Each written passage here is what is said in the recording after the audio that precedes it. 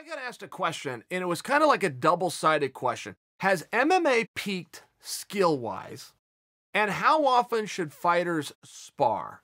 Now, I must tell you, I felt as though MMA had peaked skill-wise in 2003. I was actually in an argument. I had a former opponent named Jesse Alt. And he and I competed a couple of times. Once we were in a tournament together, and then we rematched somewhere. But I traveled with him, and he had a really great coach. He had this coach, and he was just a really likable and nice guy. When it came to competing, he was going to take care of his guys and look out for them. But the rest of the time, you could just visit with the guy. It wouldn't matter if you were the opponent. Just a really great coach. And I remember having a conversation with in a van with him. Murillo Bustamante was getting ready to fight my teammate, Matt Lindland, for the World Championship. And I remember having this discussion specifically. The coach thought that Murillo was going to win. I thought that was ridiculous. And he was also telling me how the sport was in its infancy. And I remember that being an actual term and a slang and an expression that was going around that time. And I remember looking and go, well, I don't know about that. I mean, they got some polished guys here. We're getting world and Olympic medalists in here, getting these pro football players who are coming. I don't know about this. You know, it's just forming type thing. I think we're there.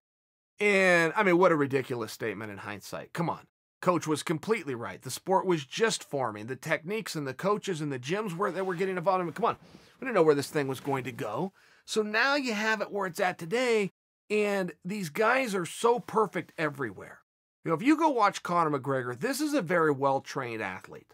Okay, first off, he's in great shape. He looks the part. He's got a dynamic skill set. I just use Conor because he's very topical right now, and you guys will know who I'm talking about. But it's not just that left hand, guys. There's plenty of times where Conor has been on top. His ground and pound is fantastic. If you go look at his hip position, the way that he puts that pressure in so he can gain elevation and then begin to rain down, knowing when to go to the body, knowing when to come back up to the head. I mean, this is a very, very well-trained athlete. His hips do a good job, even on bottom. He's got scrambles and ways to get up, go back, see the Chad Mendes fight. I mean, this is a very skilled athlete who's really only ran into one problem. Technically, the Nate Diaz fight was more of a mental, more of a conditioning, more of a fatigue issue. From a technical standpoint, he's really only ran into a problem one time, and that was Khabib. And the problems weren't necessarily the takedown. It was the inability to scramble after that, the heaviness on top. He got pinned down and held down and put into some positions against his will that he didn't want to be in. You were to take that one night out, you really won't see Conor in a spot where he's not very, very good. I mean, more than just okay. He is a very skilled and well-trained fighter. When you're looking at somebody like that, to imagine that a whole nother wave is going to come in and the fight is still in its infancy, as some people say, for me, it's hard for me to imagine that. I do feel that if you were to take anybody that was fighting in 2003, okay, no matter where they were on the card, champion of the world, setting record, whatever it would have been in 2003, they're not making it very far today with those skills. With the skills of back then. I'm not saying if you took the athlete and put him under the coaching and training that we now have today. I'm talking about those skills back then don't make it very far on the card, let alone to a main event, let alone to a championship fight, let alone to the championship. They just don't. I would argue that and maintain that very strongly. But it was hard for me to imagine that Conor's skills, by example, are just going to be passed up. In 10 years that he's going to look back and this is going to look old and that's where the sport's headed. Or a guy like Jose Aldo that's just so skilled everywhere, right? The fight can only take place in one of four places. It could take fight in the open, on the top, the bottom, or up against the fence. I mean, that's where this fight is going to take place. How much better can you get in some of those spots? And maybe I'm just not forward-thinking enough. I'm admitting to you fully that there was a time in my life known as 2003 where I was not forward-thinking enough to understand that we would be in the spot that we are in 2020. But a lot of things changed. I mean, a lot of things changed with the business, with the opportunities, with the coaches, with the way gyms were formed. I can remember back in 2003, that's just when it started. You started having MMA gyms. MMA became the term in 2001.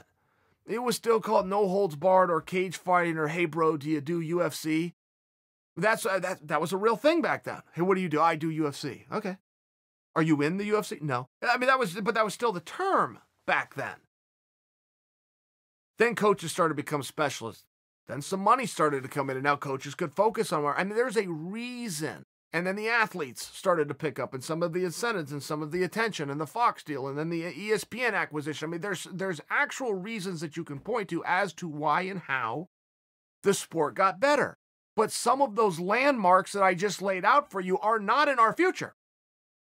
You are having better athletes come to the sport now because it is on ESPN, the worldwide leader, and is more respected than it has ever been before. That's true.